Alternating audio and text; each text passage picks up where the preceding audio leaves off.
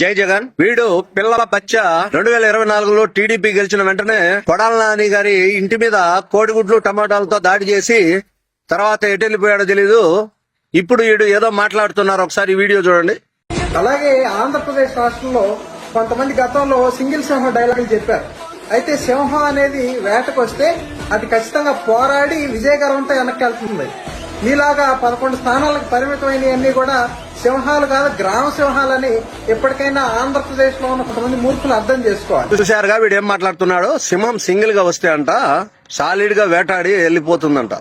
2019లో అదే సింహము పంజ విసిరి కొడితే 23 సీట్లకు పడిపోయినప్పుడు నీకు అర్థం కాలేదా? ఏమంటున్నా? గ్రామ సింహాల. అరే మేమే గ్రామ సింహాలైతే ఏ పొత్తు లేకుండా అధికార పీఠం దక్కించుకొని మీరేమవుతారో మీ విజ్ఞతగా వదిలేస్తున్నాం.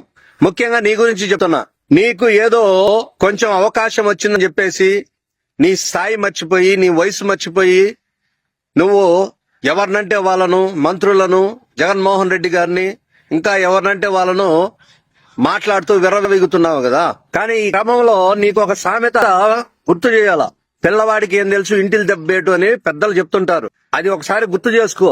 జగన్మోహన్ రెడ్డి గారు తన సొంత కష్టం మీద దేశంలోనే అత్యున్నత స్థానంలో ఉన్న ఒక పార్టీని ఎదిరించి పార్టీ పెట్టి ఒక ఎమ్మెల్యేగా, ఎంపీగా గెలిచి ఆ తర్వాత ప్రతిపక్ష నాయకుడిగా ఉండి తర్వాత ముఖ్యమంత్రి అయిండు. ఒకే పార్టీ, ఒకే జెండా, సింగిల్ గా. మరి దీన్ని ఏమంటారు? సింహం అనరా? కానీ నీలాంటి వాళ్ళు గ్రామ సింహాలు అవుతారు గాని మాలాంటి వాళ్ళు కాదు. గుర్తుపెట్టుకో.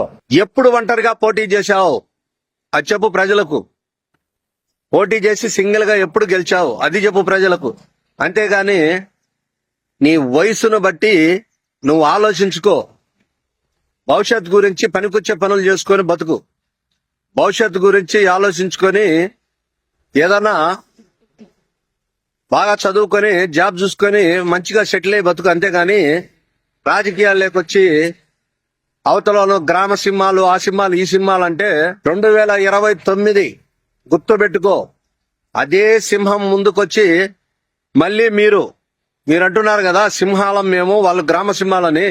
మీరు నిజంగా సింహాలే అయితే అదే 2029లో మీరు సింగిల్ గా సింహంలా పోటీ చేయాలని నీకు మరీ ముఖ్యంగా తెలియజేసుకుంటూ